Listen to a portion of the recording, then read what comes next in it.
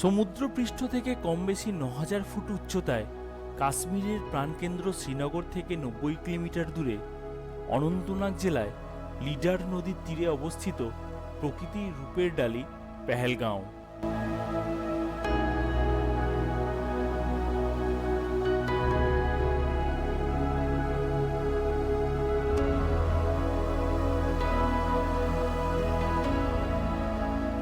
কাশ্মীর ভ্রমণের পঞ্চম পর্বে থাকবে পেহেলগাঁও ঘুরে দেখার সম্পূর্ণ তথ্য।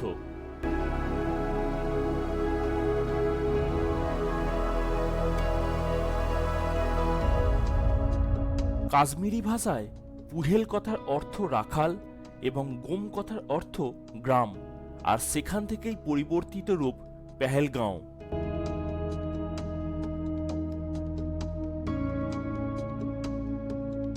হিন্দু শাস্ত্র মতে এই পেহেলগাঁওয়ের একটি নাম আছে। পৌরাণিক কাহিনী অনুযায়ী ভগবান শিব অমরনাথ গুহায় অবস্থান করার সময় তাঁর ষাঁড় বা নন্দীকে এই পেহেলগাঁওয়ে রেখে গিয়েছিলেন, তাই সেই নন্দীর নাম অনুসারেই এই পেহেলগাঁওয়ের নাম বেলগাঁও।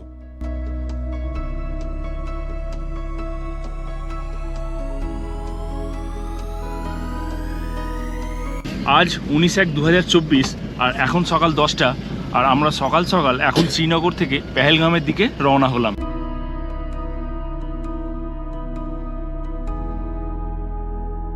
NH 44 ও NH 501-এর যুগলবন্দিতে শ্রীনগর থেকে সড়ক পথে পেহেলগাঁও যেতে সময় লাগবে কম বেশি 3 থেকে 3.5 ঘন্টা।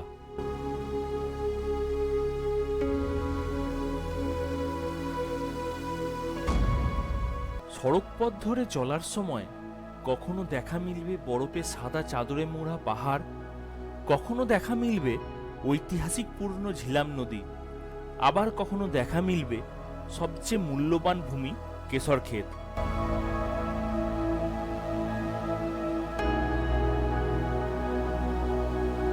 দীর্ঘ পথ ধরে চলার পর এসে পৌঁছালাম লিডার নদীর তীরে সবচেয়ে পবিত্র অমরনাথ যাত্রার প্রারম্ভস্থলে।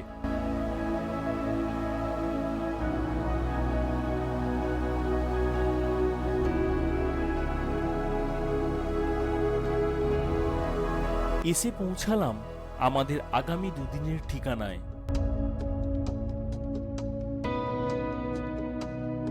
এখন ঘড়িতে 1:21 আর আমরা শ্রীনগর থেকে এইমাত্র পেহেলগাম এসে পৌঁছালাম।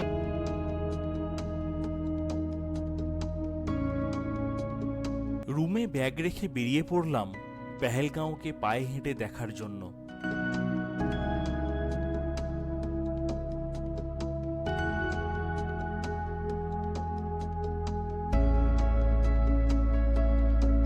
এটি পেহেলগাঁওয়ের মেন মার্কেট, আর এখান থেকেই অনতি দূরে রয়েছে ট্যাক্সি স্ট্যান্ড এবং সমস্ত প্রয়োজনীয় সামগ্রীর দোকান।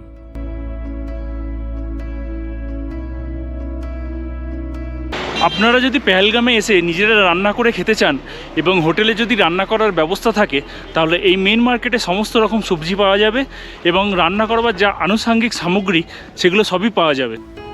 রাত্রিকালীন রান্নার ব্যবস্থা করে ফিরে পড়লাম হোটেলে।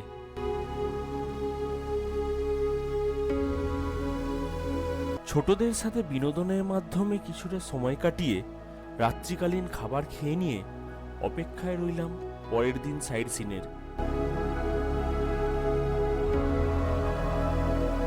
দুই দিকের পাহাড়ের মধ্যে দিয়ে বহমান লিডার নদীর উপর সূর্যের রশ্মির ঝলমলে বিকিরণের মধ্যে দিয়ে মেঘমুক্ত পেহেলগাঁওকে জানালাম সুপ্রভাত। আজ পেহেলগাঁওয়ের সাইট সিনে থাকবে চন্দনবাড়ি, বেতাব ভ্যালি ও আরু ভ্যালি।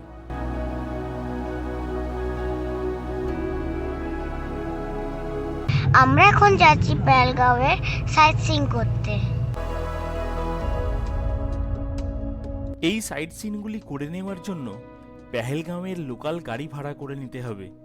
সেক্ষেত্রে গাড়ির উপর নির্ভর করে ভাড়া পড়বে 2200 থেকে 2800 টাকা।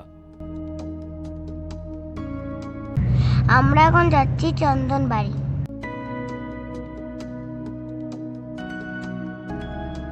পেহেলগাঁও থেকে 17 কিলোমিটার দূরে চন্দনবাড়ি আসার জন্য সময় লাগবে 30 থেকে 40 মিনিট।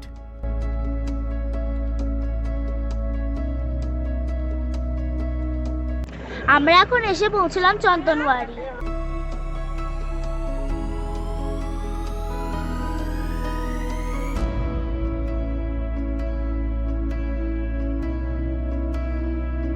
এখান থেকেই শুরু হয় অমরনাথ যাত্রা।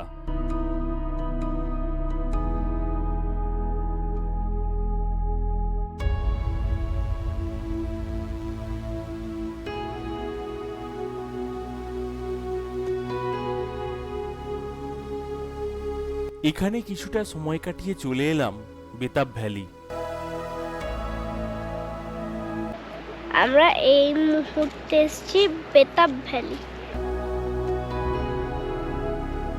বড়দের প্রবেশ মূল্য 100 টাকা এবং 6 থেকে 12 বছর বয়সীদের প্রবেশ মূল্য 50 টাকা।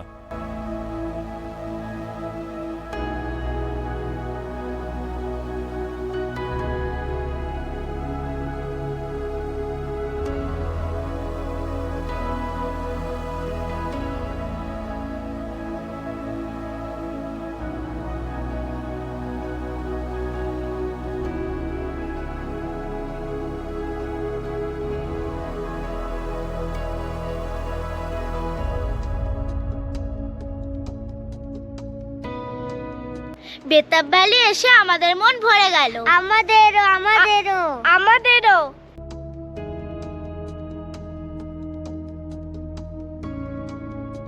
নির্ধারিত সময় অতিক্রম করার পর চলে এলাম। আমি এখন এই মুহূর্তে দাঁড়িয়ে আছি আরু ভ্যালিতে। চারিদিকে পাহাড় দিয়ে ঘেরা এই আরু ভ্যালি।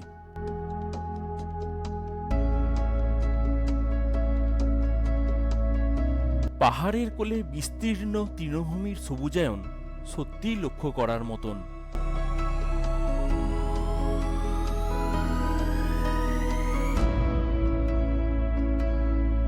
স্বর্গপ্রাপ্তি বা নরক প্রাপ্তি জীবনাবসানের পর নির্ভর করলেও ভূস্বর্গ দর্শন লাভ কিন্তু জীবদ্দশায় বাঞ্ছনীয়।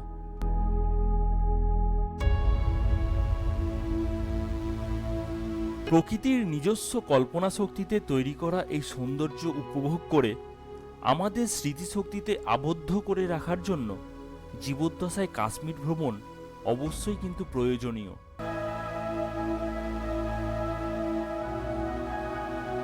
ভিডিওটি দেখার জন্য ধন্যবাদ। দেখা হবে আগামী পর্বে।